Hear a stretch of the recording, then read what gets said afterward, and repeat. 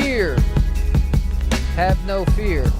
I'm also looking for my stream and my feed to see if what I want is... To check the sound check. Boom. Check 1 2 1 2. 1 2 1 2. That sounds good. We're there. All right. That voice you hear of the gentleman sitting down that way. Yep. That's worked. Paul, put it in the air, Rocknelli. And I am Mr. 230, the Wheelie Apprentice, Sean Cove.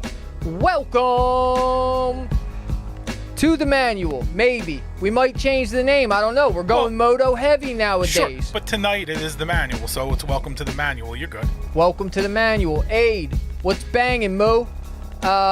Today we're in the manual. I'm thinking of leaning towards something either.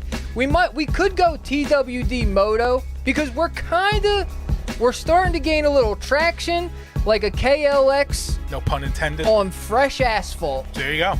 We're gaining traction like a CR125 Husky on a hill climb. Is this though, like, is this where you want to land? Like something this dangerous or whatever? This dangerous? Like normally, like in the past, we've promoted our podcast is sort of lined up for like tips on how to live, tips on how to be good at the job site. Now it's like we're basically discussing tips on how to break your arm. Like, yeah. This is where you want to go with this? Here's my thought, right? Guys who also, if I didn't say it, he's a good man, actually. What up, Aid? Aid, yo, mad props to Aid, who beat the one and only Deuces Coco to the chat today. That is a trophy that he deserves because that's very rare. Give him a celebration thing or something. Usually Deuces is in there pending.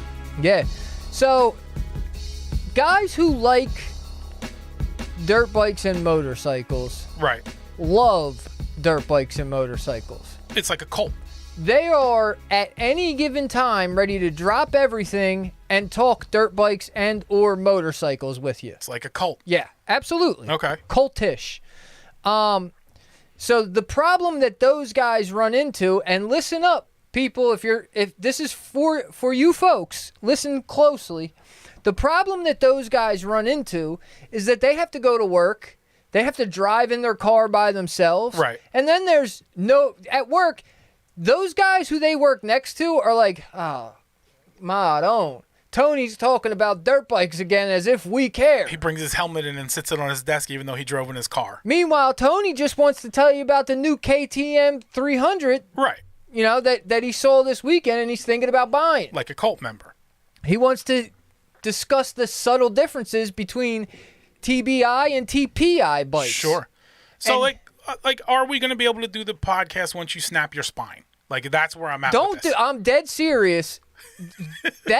When you do that, it really sends anger into my heart. Because that's a concern. No. That's a very old lady thing to do. Okay.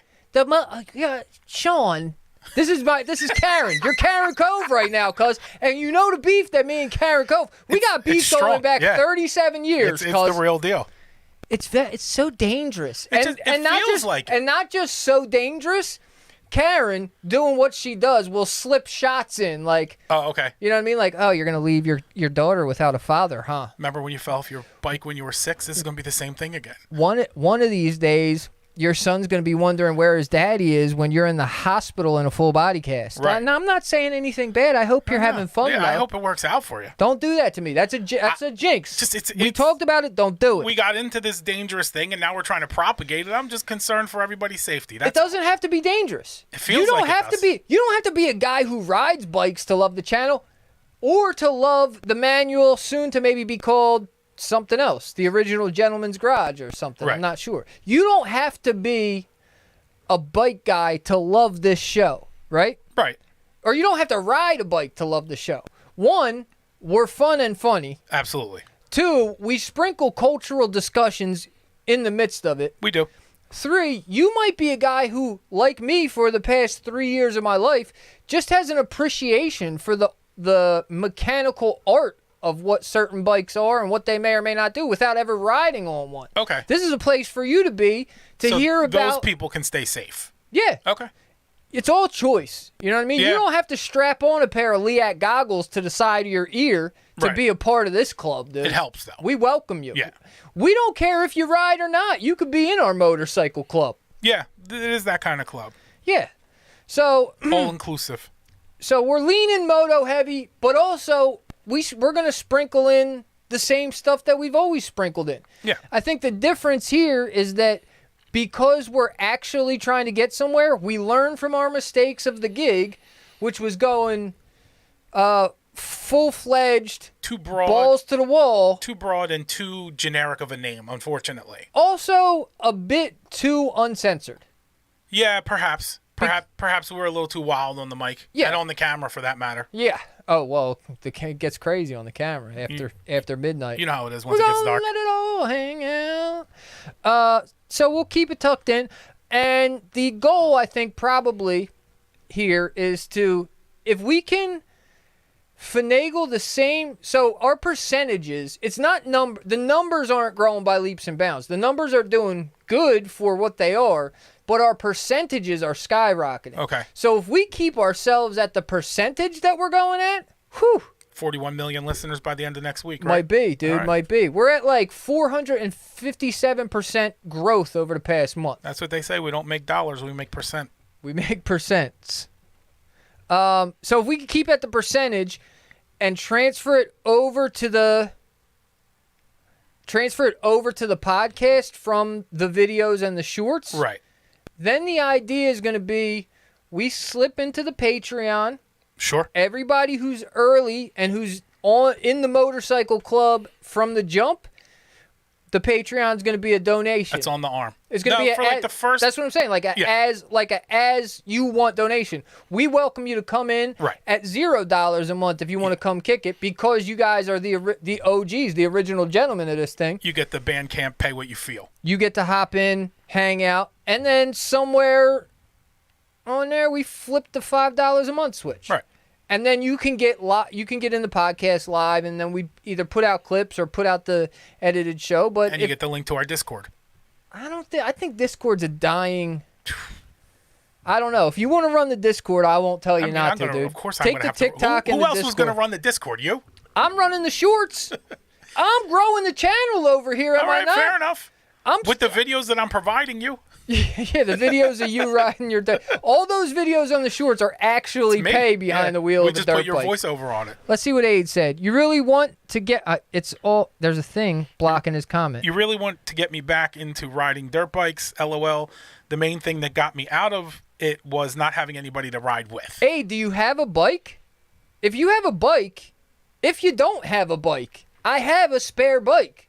Like, I'm not telling you not to hop on. I don't know if you got wheels, if you're hopping on trains, how you're doing it. If you got to hop the Patco train and I got to hold one dirt bike and ride the other one and then hold this one by the handlebars on the throttle and ride it next to me to meet you at the Patco so we could tear up some dirt, man, I'll do it. You don't have, like, the mounts for the bed of your truck where, like, you can put two in there and lock them in and I drive? do, but then we would have to drive the truck, get them out, get on the bikes, put the truck somewhere. I'd rather just take the bike, hop the turnstile, get on the bike, and we run from the police. So now we're criminals and we're risking breaking our the legs. Patco cops can't leave the parking lot, dude. So we're good. They're like the department store cops. Once you get out the door, you win. That's it, dude. If you get over the turnstile and out of the parking lot, you win. Patco cops can't do anything for you. You get to keep that $350. Aid, hit me on a DM somewhere, and maybe this weekend you come out here and ride. The problem is I don't have two great dirt bikes. That's all right. I have two great bikes. You have two equal bikes? Nah. Ish? The KLX is not equal to the Husky. All right, so do you have two bikes that under certain terrain would be very equal? Under certain terrain, yeah, they could function together. So then you and Aid can go to that terrain so that one of you is not jetting away from the other one. Here's also the thing. If Aid comes out here and he knows how to ride, he's saying he knows how to ride. I don't see why he wouldn't. I don't take Aid as a guy who's a storyteller, because he's a good man, actually. Sure. We'll switch back and forth. I'll give him the, here, hop on, rip the Husky. Everybody gets a run. Go rip the Husky. I'll take the KLX. You're a generous man. Yeah, dude. This is all about having a good time. Yeah. Dirt bikes are not about anything but having a good time, and maybe a little bit of sport. But sport is a good time. Now, some people might say, shy against it, right? Like, Sure. to me, I think a few months ago, I would have said, like, listen, riding motorcycles is a great hobby, Right. but I don't know that I would necessarily call it a sport, even with the idea that there's Supercross and Enduro Cross and Mega Cross and Tremenda Cross. All the crosses. Yeah, all the crosses that are out there. More crosses than Jesus. There's a whole gang of crosses that are competitions. Right. But I don't know if I would have bought into sport, because to me, sport takes a ball, Okay. a goal, or some sort of point system. So none of the drive. Well, I mean, there's a point system in motocross, isn't there? Like a win is worth 5, and it might be all the way down the line. I got to tell you, I'm not super familiar with motocross. Okay. I'm sure that I'm going to, at some point, work my way into that world. Right. It seems like everybody at least has an ear to what's going on in motocross. So I haven't got there yet, but I mean, I know a very peripheral idea of what's happening in motocross and supercross. I'm more of, my heart lies with enduro and just off-road riding, trail riding, which even... So you make the case that motocross and supercross is a sport. Okay. I would have shied away from the idea of just trail riding and dirt bikes in general being a sport. Okay. But it dawned on me this week that maybe it is. Okay. Now, a couple things go into that. Obviously, you got motocross and supercross as competitions. Right. So you have, like, okay, sport, competition, they're almost interchangeable. Yeah. You know? I can see that. They can kind of go one way or the other. Thorough, you recommend street legal type of dirt bikes? Let me address, if Coco speaks, you got to talk to Coco. Of course. Coco, I do recommend street legal dirt bikes. I have the KLX 300 is a street legal dirt bike.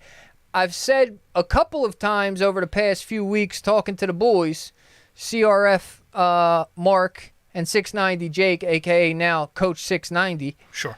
I've said to them, like, because they both have Harleys, Okay. and the discussion has come up, and I'm kind of like, I gotta be honest, I don't know if I ever see myself in a Harley. I think I'm a single cylinder kind of guy, whether that be a full enduro dirt bike, a motocross bike, or a street legal dirt bike. I'm all about the single cylinder vehicles. So I highly recommend a street legal dirt bike. Now their Harleys are Harleys, not like, does Harley make like a dirt bike or anything like that? Harley makes an adventure bike. Okay. The Pan American that people rant and rave about, but everybody who I hear rant and rave about it is already a Harley fan. They're already in the club. Yeah. I haven't rode one. Okay. I've seen them. I know kind of what they're about. They don't speak to me. Okay. But that doesn't mean it's not. It's probably a great bike. It's cool, you know. But if I wanted to go something similar to the Pan American, which is like a 1200 cc adventure bike, Okay. I'd probably just get an Africa Twin. Oh. A Honda Africa Twin, which is a gorgeous rally bike. Beautiful. I saw one in person. It's got candy paint on it. It's a motorcycle it's a dirt bike with candy paint, cuz. It's speaking to you. It's a twin cylinder too, which isn't really my thing. But Right. Whatever. So yes, I recommend absolutely get a street legal dirt bike. That's a great place to start. I just also recommend that if you do that, get yourself some certified dirt tires. Because if you have a street legal dirt bike, you want to be able to also ride dirt. And if you are anything like me, once you ride dirt, it's going to be hard to care about the street. Right. Once you feel that back wheel fish out around the berm, Kicking up a rooster tail. yeah, it's going to be hard to care about stopping at a stoplight, Right. cuz, you know what I mean? Once you climb, dude, I hit a hill climb this weekend, and the short is on the Thorough White Dude page. Right. The short, I had to trim it down, so it doesn't really do as much justice. But this hill climb, I'm ripping up. It's a good, it's got to be 200 yards. It's a long, steep hill. Yeah. Not wild, steep for me. Steep for a beginner. Yeah. And at the top, it has a lip on it. Okay. So I'm shredding up this hill. I get halfway up. I'm like, man, I didn't realize this hill was this big. But all I can do is crank the throttle harder and get to the top and try and steer and get myself up there. At the top, there's a lip, and I hit the lip and caught more air than I've caught yet, and then landed nice, firm, and square.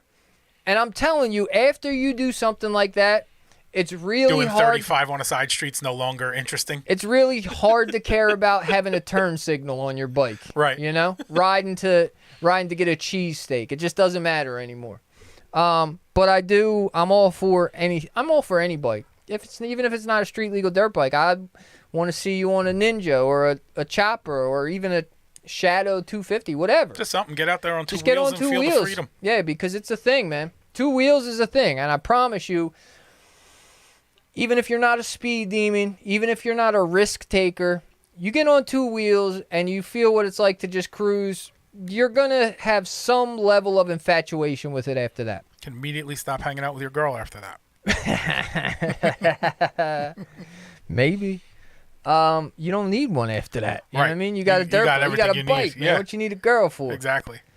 So, Baxter's in the building. Where's his John? I'm just another nigga from the beach. You can tell by my speech or that salt smell on me. Goddamn. So that we're going to watch our language and keep it buttoned up. That's only in certain situations. I didn't even think of that. I didn't even think that we might have to change Baxter's entry. I could probably throw a beep into that or something like that. Yeah, we might have to. So here's where off-road motorcycling in itself, not the competition of motocross or supercross, comes in as a sport, right? I've realized that there's a serious level of technique involved. Obviously, this is not as easy as I thought. It's harder than I thought it was going to be. I never thought it was going to be easy, right? But I also didn't realize that it was this intricate. Okay. Right? Like, there's a lot of intricacies that go into being a good rider that most of them, even if you learn them, most of them just take time behind the handlebars in order to be able to implement them and turn your brain into a reactionary make it instinctual mechanism. Right. Rather than you sitting on the bike thinking. Like, when I am riding the best, which is mostly never. Right. But the best riding that I've done, my brain has kind of been shut off because the terrain was just hard enough to enjoy it, but also met my skill set to where, like, I turned into, flow state, if you will. Yeah. We're working on new trails. Okay. I'm not particularly building them. Okay. I did pick up a shovel a little bit because if you don't dig, you don't ride. Sure, that's fair. But Foster bought a bike last week, 2 weeks ago maybe, and he's like has his heart set on building these trails. He's the into architect. being his trail. He's trail master. All right. So we're back there. He comes back. He's shaping trails, whatever. But we're back at those trails, and I look at 690 Jake, Coach 690, and I go, "You want to rip this thing? The 125." Right. He goes, "Yeah, I'll take a ride." And 690 is a laid-back guy. He's a very reserved individual. Okay. He's friendly and whatever, but he doesn't come out of character. Okay. He's a solid guy, and he just stays solid. He got on the 125 and started shredding it around. The 125 is about half the weight of his 690. Okay. And he starts shredding it, and I watched 20 years of dirt biking as a guy meshed with the machine, and it was just one unit. And he's screaming, and I hear him laughing over the intercom. Right. And he's flying off of jumps, and he's kicking up 10-foot dirt roosts behind him. And I'm like, damn, this dude. I'm like, you're killing it, cuz. You're killing it. There's a short on the page if you want to see it. But I realized that, like, to get to that level where you kind of just become a part of the bike, where you are piloting the bike second nature, there's so much technique, and you have to go through a long trail of progression Yeah. to get there. Yeah, that's That's any sport, right? That's anything that's going to involve your physical prowess. You're going to drill it until it becomes instinct. Right. But it's not, it's not tomorrow. It's, what is it, 10,000 hours, right? It's 10,000 hours before you can just basically shut your eyes and get the feel for where you are and know what to do. Right. Because you already know what to do. Right. 10,000 hours is right. I wish I could fast forward the hours. They're the important hours. I forgot. Oh, man. Uh-oh. Hold on. All right. I forgot I wanted to say safe during this podcast. Well, yeah, you have to stay. Oh, good. I don't want anybody kicking up dust at me. No, you don't want rocks hitting you in the chest. Catching a rock to the chest. Yeah, obviously. Put that on. Also, this podcast brought to you by Liat equipment, motorbike equipment for protecting your eyes and your chest. Yeah, I'm working on a Liat sponsorship. I think they'll pay big money to us. I think we just got one. I think that they're going to pay big money. You got Liat gloves you can put on too? They're downstairs. Okay. I also have the boots, but you wouldn't see them, so it doesn't really matter. If you put your feet up like an executive. All right, so, and with that level of technique, right? You can't come in and learn that off of YouTube. You can learn a lot of it off of YouTube. You can learn to be decent from YouTube and from figuring it out on your own. You can get pointers. Yeah. But the difference between what I learned riding myself and or watching YouTube videos in the span of the past 3 years that I've been infatuated with riding versus the things that Mark and Jake have taught me over the past 3 months of riding Right. is leaps and bounds ahead. Because having a coach or somebody to coach you, they can give you that real time, like, oh, here's what you're doing wrong. Right. This is what you're supposed to do. Which makes it that was the thing, the coaching, having Jake coach me through corners, right? And give me everything that he worked 20 years to learn and give that to me in a 5-minute chat about corners, opened my eyes like, oh, this, even just us riding here is a sport. Right. You know what I mean? There's also the fact of the idea that, like, sports hurt. Usually. They have to. I don't know. I can't think of, off the top of my head, a sport that doesn't at some point cause you to go through physical and or mental anguish. Well, if we're adding mental anguish in there, then absolutely, yeah. Right. Let's try and think of one. Darts. Golf. Now, that one came into my mind, but I also don't necessarily consider golf a sport. I mean, it's got a ball and a score, and those were your prerequisites coming into this. You got to walk the course, so at the end of the day, you know, legs could be a little sore from your 36 holes, but in general, golf is going to be mostly mental anguish more than anything else. I'm not fully convinced that it's not a sport, but I'm also not fully convinced that it is. Okay. Let's leave that one on the end table. Okay. For a different argument. Let's just only discuss the ones that fit into your... That's what we do. That's what... bruh, you haven't been around for 3 years? You've now figured out that that's what this whole thing is about, is me making what I think truth to everybody else. Right. You need some pain. And I think in life in general, I think you need some pain. I think so. I don't think you're getting through life without pain. I think you can. I'm not going to get through this show with the pain of these goggles.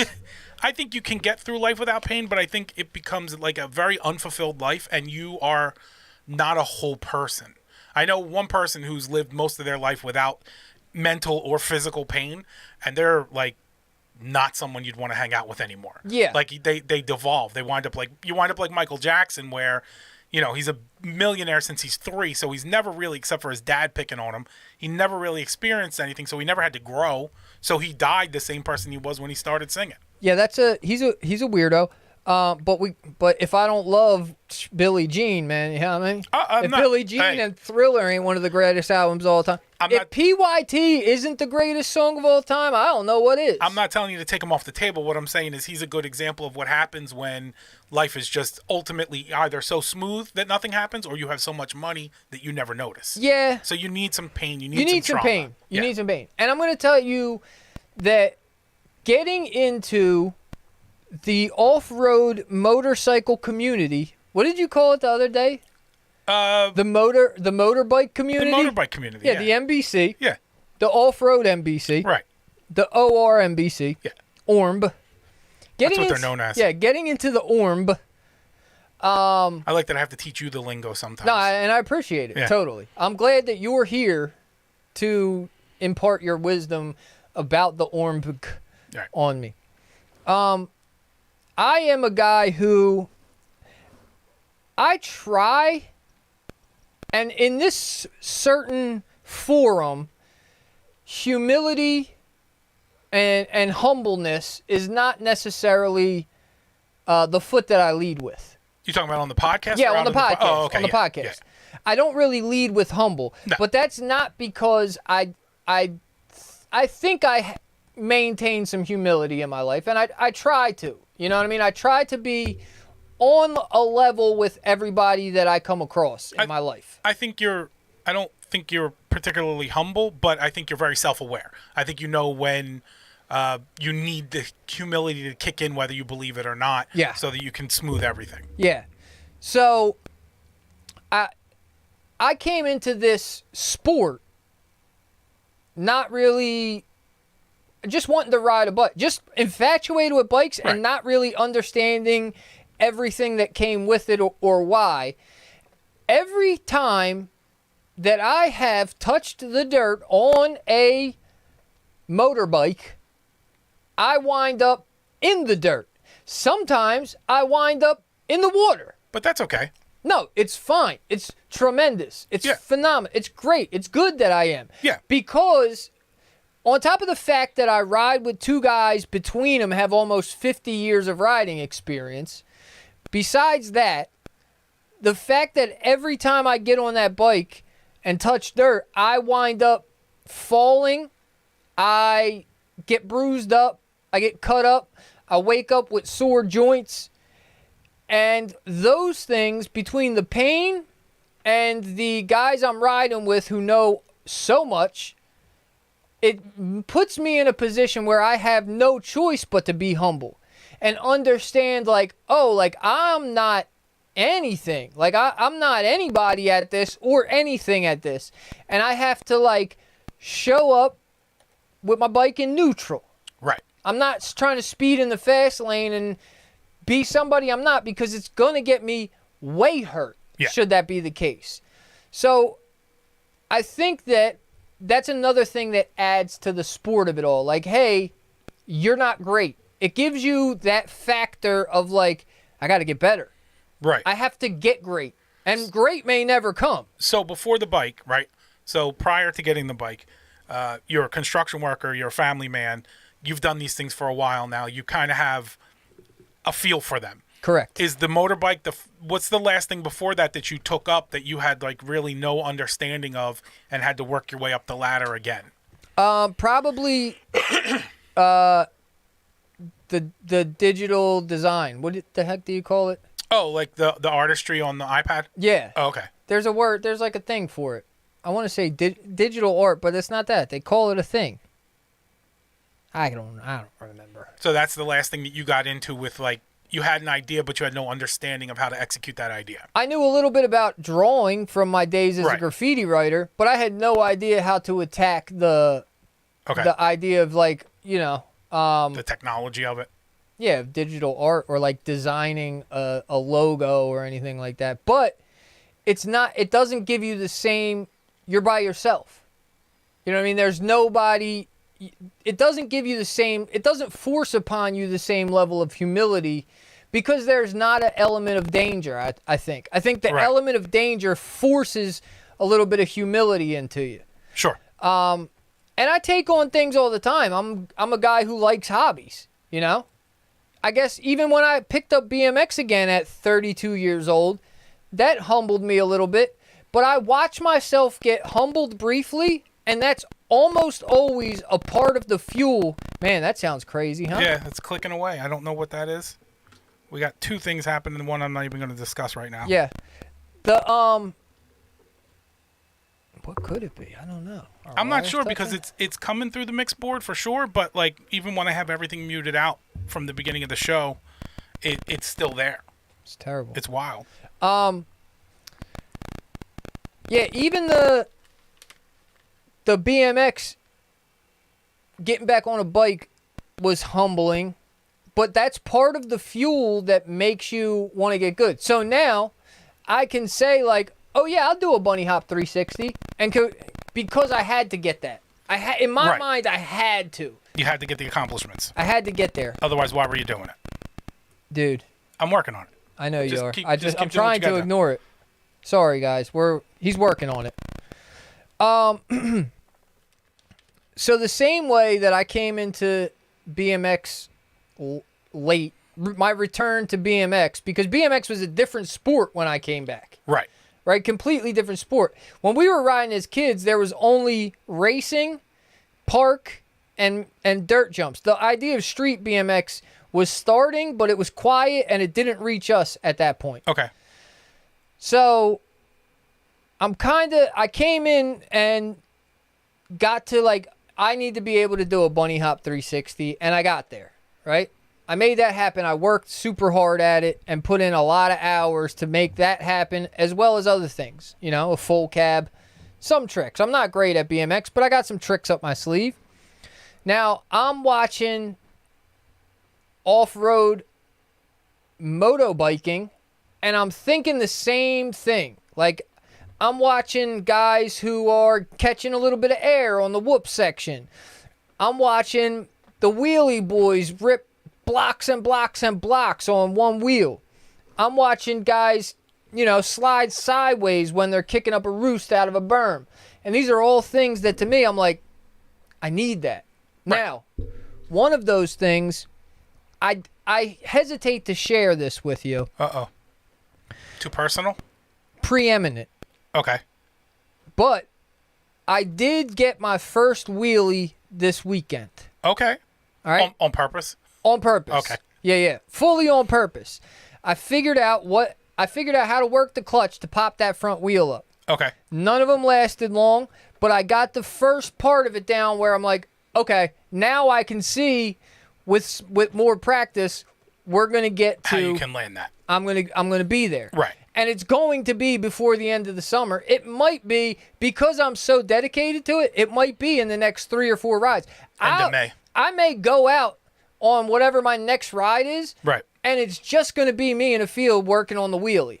Right? Because I need it. Because I felt what it feels like to get it up off the ground. And to do that continuously, whoo, you can't tell me I'm not the baddest man in this church. So now you're going to be a wheelie boy. I'll be a wheelie boy.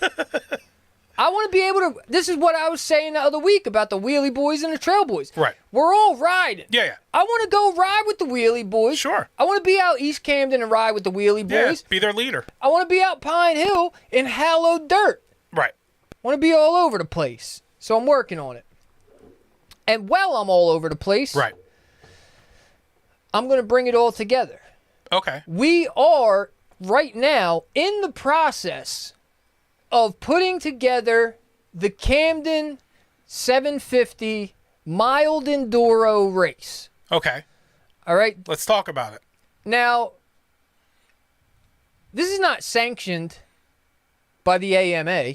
Okay. The American Motocross Association. Oh, I thought it was Ask Me Anything. All right. Nor do I plan on getting it sanctioned. That's smart. We're full Renegade. Yeah. This is a full Renegade operation. Can you be full the Renegade CMD 750. with plans and rules? Or are you just underground? Don't try to outsmart me. Don't come into my house. Don't come into my attic.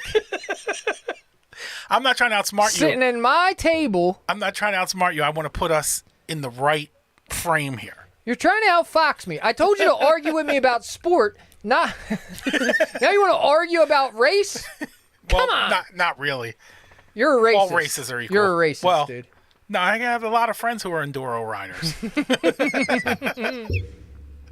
Touche. Where? Give me. I missed it. I was gonna give you a thing. Don't give me a thing. Here's what I'm thinking. Yeah. I talked to a guy last week about this who threw an idea at me. He said, maybe you make it part enduro race, part scavenger hunt. Okay. Which scavenger hunt sounds kind of corny. It sounds very like when you say scavenger hunt. Frat housey, you know. But the idea of like an enduro race, because Camden is the urban MX playground. Sure. The cops don't care. You get all flavors of terrain. Right. There's so many guys out there riding already. You could almost sneak through with your thing because there's so much other riding going on that you don't look like a standout. Well, that's why we stay underground with it. Right. Right. So if you see 10 guys ripping down the street, it just looks like the pack. Right. It doesn't look like, hey, this is an underground race. These guys are racing for thousands of dollars, right, unsanctioned by the AMA or City Council of Camden, New Jersey. Or any permits or whatever. Or really anybody at all. So it slides under the radar. It's going to be a run what you brung format. Okay. So the idea is whether you get, your Aunt Meredith died and left you an 84 Honda Goldwing. God bless. You know what a Goldwing is? I do. Yeah. It's the one with like the nice saddles so you can put some, you got your little small suitcases on the side. It's like the conversion van of motorcycles. So Aunt Mare left you a Goldwing that she had from when her third ex-husband passed and left it to her. He was a jerk anyway. That thing's been sitting in your garage collecting dust. Dust it off, blow out, jet the carbs. Right. You know what I mean? Put a new light bulb in it. You want an LED headlight because we're running a long race here. Yeah. This could go well into the night. Right. You need some brightness. And meet us over on 36 and Federal. Okay. Because that's where the starting point is. Oh, or nice. If you're a guy who doesn't have a bike and you want to be part of the Camden 750 mild enduro race, how do I participate? Take your sister's Huffy and your dad's John Deere weed eater. Okay. Take that motor off. It's a 2-stroke motor, so you're already ahead of the curve. Right. Hook that thing up to the chain. We'll call it a dirt bike. Okay. It's got dirt tires on it. Right. A 18-speed Huffy with a 2-stroke weed eater motor on it. You could come on with it. Yeah, there's no discrimination here. The only rule for the CMD Enduro 750, mild Enduro 750, is that you have a motorized vehicle with 2 wheels. Oh, okay. I thought you were going to go somewhere else with that. What did you think? I thought it was gas only. Well, I'm not against that as a rule. You could bring your e-bike. Right. It's not gonna do you any justice. Right. Because this race, it's a 750. Yeah. That's 750 kilometers. Right. Which roughly translates 9,000 miles to about 300 miles, maybe. Okay. What is it? What could it be? I don't know. I'm out of ideas because everything else is muted but us, and I know it's not us. There's a gremlin somewhere that I got to find, and the problem is because it's infrequent, I can't nail it down as easily as I'd like to. 750 miles translates, or 750 kilometers, decameters. 750 decameters is actually what it is. Oh, okay, because 750 kilometers is about 460 miles. Yeah, how about So you're racing to Pittsburgh. How about 750 decameters? How many miles is that? So was that 75 kilometers? Yeah. So just move the decimal point. So you get like about 50 miles. Yeah, that's what we're doing. It's a 750 decameter race. DM. The Camden 750 mid-enduro is 750 decameters. Right. Mid or mild? Because I asked this before, and now you said it different, so I want to make sure. You threw me off by calling it mid. It's a mild enduro. Mild. Okay. Yeah. Mild just because it's not hard enduro. It's not crazy difficult. Well, because we'd be lying if we called it hard enduro. Okay. Have you watched any hard enduro? I have not, but you've told me some horror stories about it. You got to watch some hard enduro. If you're watching us right now or later, and you haven't seen hard enduro riding, just type in hard enduro and see what comes up. It's mind-boggling. Do it in the YouTube, though, not in Google, because we don't know what happens. You type that into Google. That's true. So if you bring your e-bike, it depends, if you get 46 miles to the charge, right, then you could do it. You might be all right. Yeah. but a lot of them, I haven't seen one yet that's getting numbers like that at full speed. Right. So we're going to set up, we give you no course. There's no course. Okay. Because there's no rules to this thing. There's rules. No, there's no rules. Oh, okay, so there's no rules, like I was saying. saying. The only rule is that you there's no rules. Run what you brung. Okay. That you need 2 wheels and a motor. Other than that, there's no rules. Got to be 2 wheels. I can't show up in like my slingshot or anything like that. No, absolutely not. Okay. Keep that slingshot in And I can't in Dania Beach, Florida. I can't come in my Polaris or anything. Yeah, keep your slingshot over there in Naples, Florida, with the rest of the retirees who are trying to be cool. All right, pal? No side-by-sides. Okay. No quads are... should we let quads in? Well, I mean, if you're taking out the slingshot, why aren't you taking out the quad? Is it Because just because the slingshot can't go off-road? Because a quad is really a dirt bike with an extra 2 wheels. Okay. They're so close. So we're letting the whole ATV family in. Yeah, quads. You can't get the 3-wheelers? If you have a running 3-wheeler, Right. I want you to bring it. Okay. I'd love to see it. All right, so you're good with that. So I'm good. So 3-wheelers, quads, dirt, and any 2 wheels and a motor. Whether it's your Goldwing or your Weed Whacker engine on the Huffy. Right. You get there, there's no course. We start at 36 and Federal. If you are unfamiliar with the turf of Camden, 36 and Federal is the edge of Camden where it turns into Pennsauken. Right. Heavy Latin influence in that neighborhood. Yes. It's a tremendous neighborhood. Those guys love the bikes out there. Absolutely. There is ROD was a crew that's out there that made a little name for themselves. I don't know if they're still riding. I would have to assume so. The ROD boys, ROD Twin, and those guys were big a few years ago. They kind of made a name for themselves. So the East Camden neighborhood is steeped in dirt bike history just as much so as the hallowed ground of Pine Hill. Okay. We're starting in East Camden.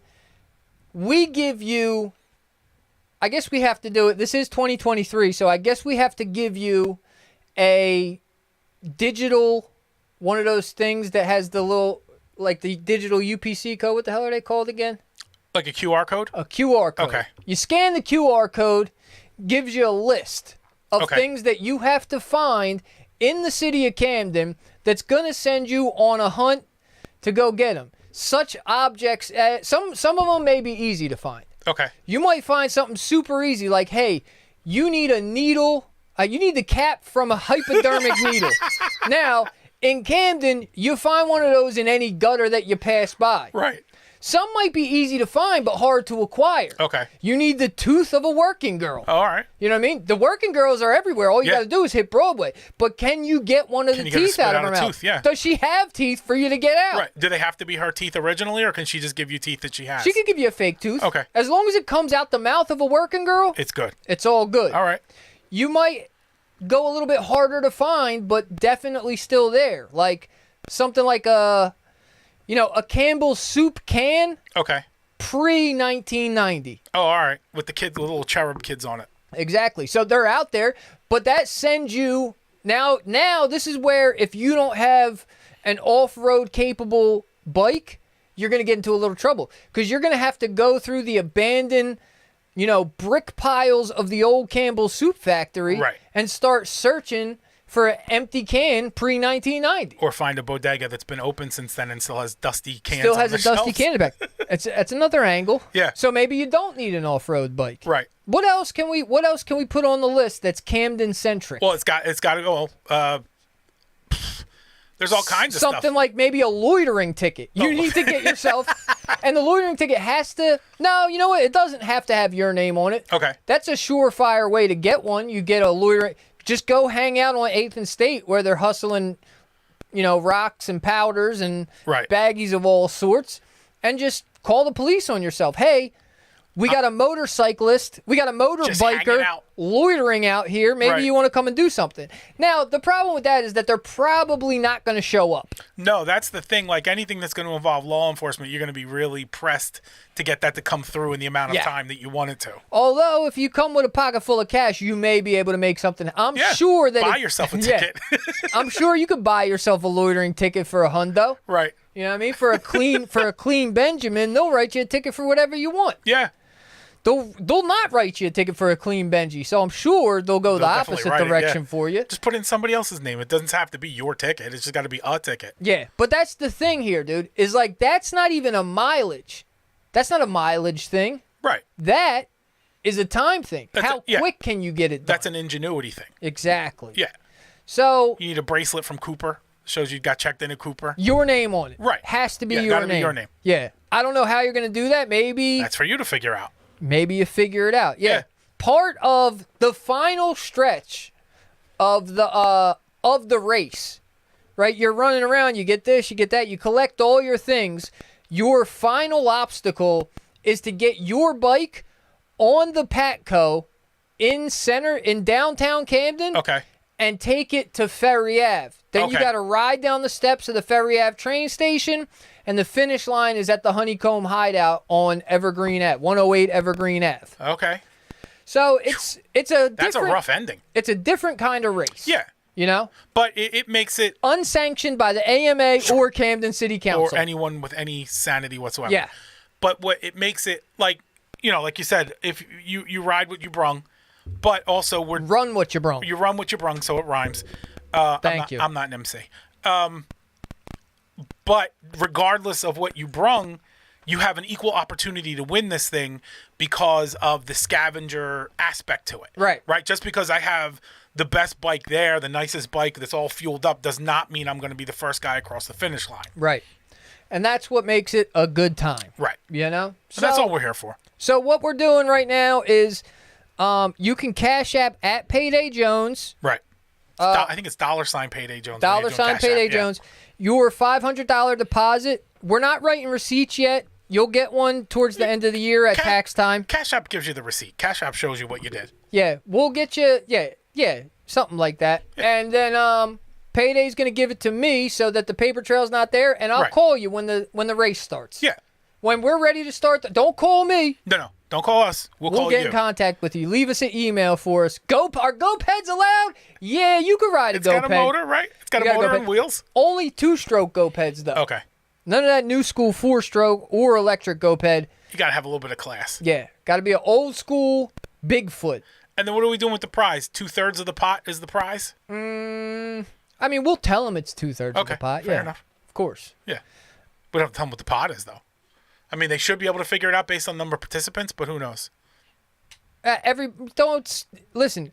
One of the rules, there's no rules. There's no rules, but there is a rule that you're not allowed to do the math on the prize. Yeah, there's no math in this. Yeah. There's a lot of hunting, no math. Math is unacceptable. No math. Yeah. And I'm usually a guy who loves math, but this is a math unacceptable scenario. It's a math-free zone. Yeah. New segment today. Oh, okay. This is the Bikes I Touched segment. I wish I knew there was a new segment. I would have created a bumper for it. You say that. I do. You say that. I did. I know. Maybe next week. Okay. If you create a bumper, maybe we will finally continue with a segment for more than a week in a row. You know, if we have the bumper there, then that forces us maybe to... the segment is here's a new segment, and that's the actual segment. Yeah. Segment is Bikes I Touched this week. Okay. 2 of them that I want to discuss. One, so I'm at work slaving away. As one does. Building a kitchen. Oh, okay. Just dreaming about... Not building the kitchen anymore. Dreaming about motorbikes and the motorbike community, the Ormbuk. And I get a text from a number that I'm unaware of. It's like, yo, what's up, neighbor? It's Lou. And it took me a second to register because I forgot that I had a neighbor named Lou. Right. We're having some connection keeps dying on me. That's why everybody keeps popping out. Right. We keep getting up and then you're kicking them out. Yeah. Thanks, Peg. Well, whatever. If if they're not going to cash app us and participate, what do they need to be in there for? Well, just for a good time. That's true. That's what this is. It's the motorcycle club, dude. Yeah. We're all inclusive until you stop paying. It's the Original Gentleman's Motorcycle Club. That's right. OGMC. That could be the winner. There you go. But then we got to change all our branding, so I don't know. Oh, we were planning to do that anyway. But I like OGMC, Original Gentleman's Motorcycle Club. That's a thing, dude. I'm gonna stick with it. I'm gonna think about it further. So I get a text at work saying, "Oh, it's Lou," and I'm like, "Lou, I think this guy got the wrong number." And then before I typed, "Hey man, sorry, I think you got the wrong number," it dawned on me that the Spanish kid who lives 2 doors down is named Louis. Okay. Right? I'm like, "Oh, what's up, Lou?" He's like, "Hey, so I bought a quad, and okay. I have no idea anything about these Johns." I'm like, "Well, do we need to go pick it up?" Because automatically I'm like, "Oh, hell yeah. Good choice. Do we got to go pick it up? I'll bring you to pick it up after work today." I was ready to jump on it. Right. No, I got it already. But I don't even know how to ride this thing. I don't know anything about the maintenance of it. I said, all right, let me call you when I get home. We'll take a look at it and see what you got going on. So I get home. I hit him up. I walk 2 doors down. And he's rolling out a 1987 Honda TRX 250. Okay. Maybe a TRP or a TR something 250 quad. And I'm like, so it's an 87. Is that a 2-stroke? He's like, I don't think so. It says it's 4-stroke. I'm like, okay, well, that's a major thing that we need to be aware of because you don't want to treat a 4-stroke like a 2-stroke, right. Put oil in there, you know? So it comes to find out it's a 4-stroke. I'm like, well, have you rode it yet? He says he rode it, but I think that the lie detector test determined that was a lie. So I'm like, all right, let's start it up. The thing is pretty beat. Okay. And I'm like, oh, let's kickstart it and see what happens. So I'm trying to figure it out. It's a little bit different than a bike. So I'm, figuring choke or whatever. What I got to do here? It says it has reverse on it. I'm hoping I'm not in reverse when I start it. I give it a kick, and it doesn't start. Give it another couple kicks. It starts up. I get it started after a couple kicks, but this thing is not sounding good. It's sounding like it's sounding like a smoker. Okay. It sounded like somebody who smoked cigarettes for 35 years, got emphysema, and is still smoking through a tube. Working through it, yeah. Yeah. Can't be a quitter. You're getting a little bit of oxygen in with every drag on that cigarette, but not much. Not enough. So that's how it's sounding, and then it dies out. Okay. Right? I'm like, well, it turns over and it runs, so that's a start. So I go to kick it again, and my bike, you kick the kickstart backwards, right? Like as you're kicking down, the kickstart basically goes counterclockwise. Okay. This, you kick forward. You kick it clockwise. So I kick it. I'm wearing a pair of boots because I'm not a dummy. Right. So I kick it. Now I say I'm not a dummy, but I also left my foot on the kickstart. Okay. And I go to pull the throttle, and that kickstart kicks all 250 cc's back into my ankle and sends my ankle flying upward. I still have a tweak. My ankle still hurts from this. That's how hard this thing kicked back on me. But do it again, get it running. I'm like, I'm going to drive it down the street and see what it sounds like going through gears. And this thing is choking to get up to the next gear. Okay. We wind up going through this process a few times. By about the 4th time that I'm riding up and down the street going through the gears, it starts to sound like a bike. It starts to sound like took the emphysema tube out and is now breathing put the cigarette down and is now breathing regular air. You're working the dust out of the mechanisms. Yeah. So the thing's starting to sound like a bike. I'm like, all right, Lou. I mean, I think you got something here. Now, you might want to change spark plugs. You might want to do all your fluids, check your brakes, this, that, and the third. And I sent him on his way. I said, look, when you get a helmet and you get comfortable on this thing, give me a call. Hit me up. I'll show you where all the trails are that are within 3 minutes of the house. Right. So I sat on that. That was the first quad that I've ridden in as far back as I can remember. Okay. So I'm glad that I got into dirt bikes and not quads, because as I was riding it, just not the fact that it's a 35-year-old quad that's having trouble running, but the fact of how it feels to steer it and ride it. Quads are not for me. Okay. But I support your right to have a quad if you want one. Amen. The other bike that I touched this week is one that has been torturing me with nocturnal emissions since I've touched it. Wow. Yeah. All right. I stopped by DHY to pick up some two-stroke oil. Okay. Because I strictly use an oil called Blenzol. Okay. That, if I am correct in what I've been told, is oil that was made solely for race-certified Banshees. Okay. A Banshee, the quad Banshees are two strokes. All Wait right. till you ride one in the snow. Yeah, riding a quad in the snow, I could see that being a really good time. I also think riding a dirt bike in the snow might be a good time. I'm hoping to get out of Jersey before it snows again. Trying to move somewhere where I could just ride all year round. When was the last time it snowed? We got a little bit this year. Not much, but a little bit. So I go in there to buy my Blenzol 2T oil. Okay. So that I could pour it in my 5-gallon can, shake it up, and pour it in the Husky. Right. They have a 2020 KTM 150 XC or maybe XCW. Feel free to bring that up. Working on it. You could even put KTM 152 stroke, and whichever one it is will bring you up. And I lay eyes on this thing. And first of all, it's clean. It's beautiful. It's a KTM, so you know it's top of the line. And these are the fuel-injected two-strokes, which is new technology that they're coming up with, right? Okay. So two-strokes have been, for the longest, you mix your oil and gas. Right. The 08 that I have out back is a mixture oil and gas, pour it all in the same tank. The only thing you're doing is changing your clutch oil. Okay. These KTMs, they make the 150. I think they make a 125. There she is. Put it on the screen. It's already there. there. I see it. Good job. Thanks. So, now does this say if it's TPI? I don't know what that stands for, so I can't. What's TPI?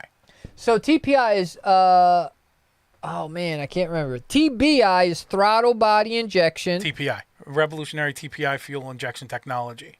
The 150cc two-stroke power plant is as surprising as it is effective. Yeah. So everybody who's riding hard enduro, the thing to ride is these two-strokes, these newer two-strokes. Everybody, the enduro guys are riding 250s and 300s because those are the most powerful bikes that you get. Okay. But the TPI is the new version of the two-stroke. And basically what you're doing, if I am correct, you have a reservoir for your two-stroke oil and you have your gas reservoir. Oh, okay. So you pour your oil in here, you fill up that oil reservoir, it lasts you 4 tanks of gas. And as they go through your carburetor, it's mixing the ratio itself. they mix in there. Okay. That means that you can adjust the ratio on the fly. Right. So instead of running, if you don't like that you're running 30-1, you twist a little knob and now you're running 64-1 or whatever you want to do, however you want to do it. Which, you know, that's whatever. More of it is about the idea that it's a two-stroke that's a 150. So it's a little bit bigger than my 125 two-stroke that is a race-oriented two-stroke. This is a 150 two-stroke that's really geared and leaned towards hard enduro. Okay. Which the enduro riding is what melts my butter. Is this in relation to the stiffness of the suspension? What specifically makes it hard enduro? So the all the enduro guys are running two strokes because of the idea of like kind of how the engine is more aggressive engine. It gets quicker to the gears, runs at a higher RPM. The gears are shorter, so you shift through your gears a lot quicker. I'm sure the suspension has some play to it. Okay. You know, so this is kind of the industry standard is these TPI, these two-stroke 250s and 300s. Gotcha. I'm not ready for a 250 or a 300, and I'm aware of that. That's the humility kicking in. Okay. But that 150 is such, and it's a full-size bike. So don't let the 150 fool you. That thing is a full-size bike. It's the same frame as a 250 or a 300. Right. But man, it's just so, in person, it's even better looking than it is in that picture. I know this is just a rookie kind of question, and I'm a rookie kind of guy, so I admit it. This right here, is that the exhaust? Yes. Is that thing going to be 9,000 degrees and right there at your leg? So this is the thing about two-strokes is that they run much cooler than four-strokes. Okay. That anytime you see that, that's your header. Okay. Right? That's a FMF header or a Pro Circuit, whatever kind of header they have. If it's KTM, it's I would assume it's a FMF header. It may be just a KTM branded header. Okay.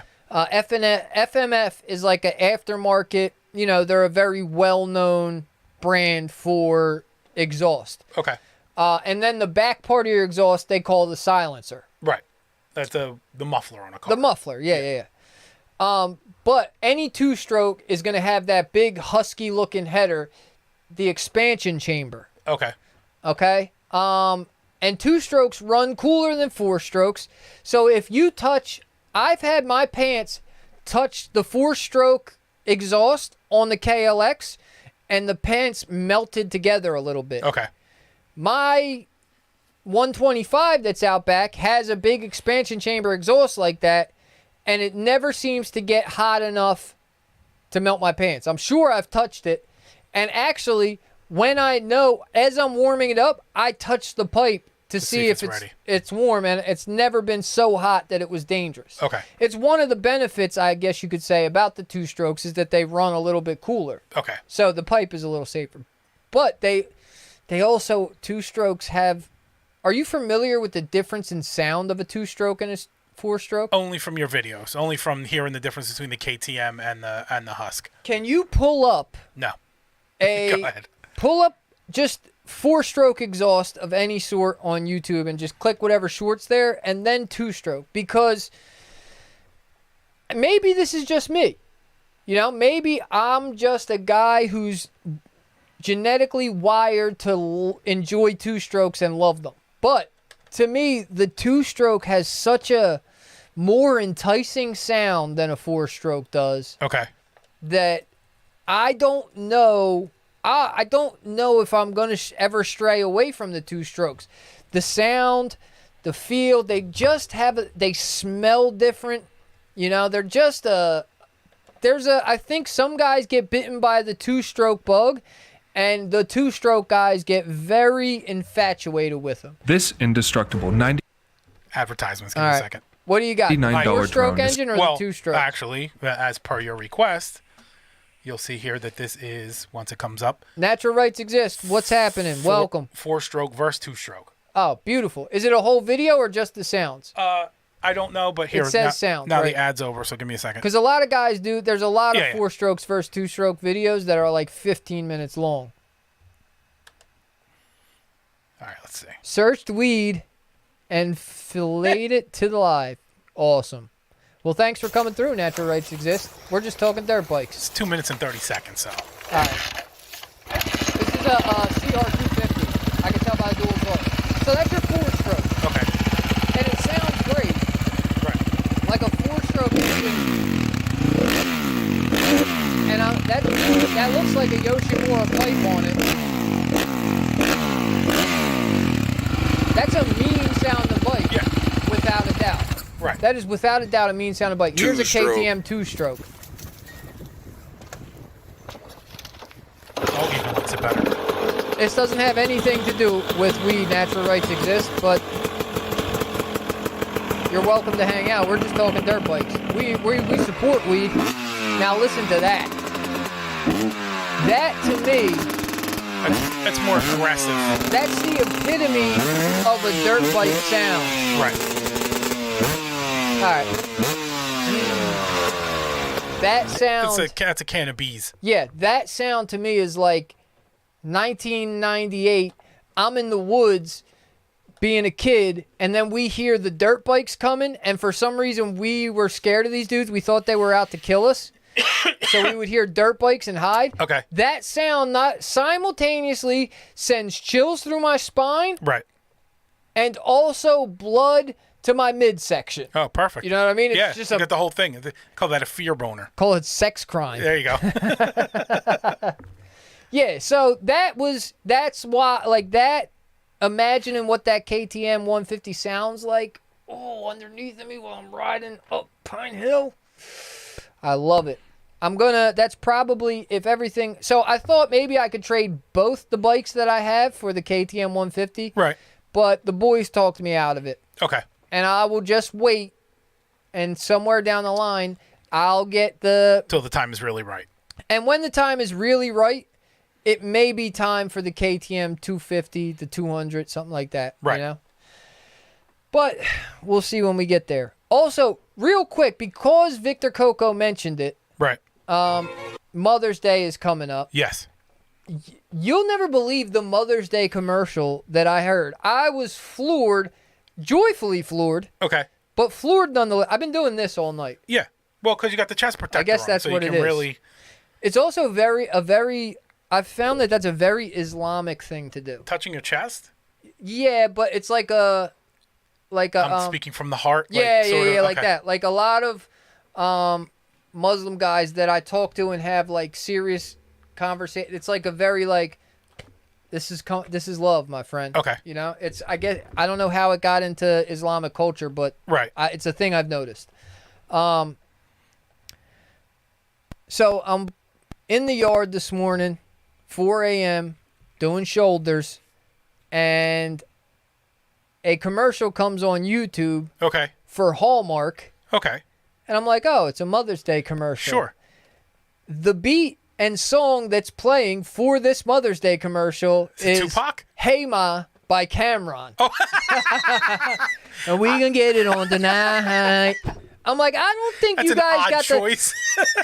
I mean, I see what you're going for there, but I don't think you got the full message of the song when you decided to make this a commercial about your mom. Just because the word "ma" was in there doesn't automatically mean it's about your mom. It might be about your mom, though, actually. And we got it on tonight. Yo! You know, that's something. But this is what... Now we've gone too far with the using rap in the commercial sort of thing. The fact that Hey Ma is in a Hallmark commercial may be too far. We have, like you said, dude, I respect that we've come to a point where hip-hop and underground hip-hop and the stuff that we grew up on is now mainstream, accessible, and acceptable. Yeah. And accentual. Sure. And existential. All of those things at once. As well as extraterrestrial. And economical. Yes. And exoskeleton. And epicureal. Hey, listen, if it ain't on your skin. Then what's the point? If it ain't wrapping your soul up. That's right. Yao Ming. Yeah, we've gotten to a point where it's wildly acceptable, but it's kind of goofy. Hey Ma for a commercial about your mom. You're not even respecting what the song is. The song has this is disgusting. If you are your mom doesn't want you to play this song for her. No. Your mother, I guarantee you that your mother does not want to be associated with Hey Ma by Cameron. No, and this is blatantly, that's a cash grab. That's blatantly, I hate to say it this way, but it's a bunch of stiff white guys in a boardroom going, I noticed that a bunch of other companies are starting to use rap music in their commercials. Let's get us a rap song. And this is what they went with. Immediately the first song that came to mind was Dear Mama. Yeah, which would make be sense. Perfect. It would be absolutely perfect. Even though you were a crack fiend, right? But he still loved her. Yeah. So that's perfect, and it's on topic for talking about your mother on Mother's Day. Yeah. This song completely Not unrelated to Mother's Day. I don't know that it was a bunch of stiff white guys in the boardroom, because here's the thing: is that now the guys who are in the boardroom are guys like us. Sure. You know, I didn't make it to a boardroom, but with just a few sideways steps. A guy like the Jedi could be a full boardroom guy. Yeah, but we know saying, he wasn't in this boardroom because somebody with because if he was even in the half boardroom, of our knowledge would have been like, excuse me for a second, guys. If he was in that boardroom, he would be playing Corrupt behind the wall for his mom his Mother's Day commercial. There you go. Still better than a song about what then that's we about. got it on tonight. Yeah, it's way off for Mother's Day. Deuces, payday. When will we have some music? At the end of the show, as we normally do. Well, yes, that's true. But tell them about the other music that they'll have soon. We are wrapping up the project that we've been working on for quite some time now, and I'm going to put it up on Spotify and all the other regular places, and it's going to be called Daytop Music. Which is interesting that you decided to call it Daytop Music, since I did not make any of the beats. No. I mean, I guess I mildly co-produced it. You were the tastemaker, and you're also kind of the driving force behind me getting into this particular sound that I have these days. Yeah, that is true. I will take credit where it's due. So if it gets popping, it was all you. I did it. I finally got payday to the top of the game. If it gets 3 listens, that was my fault.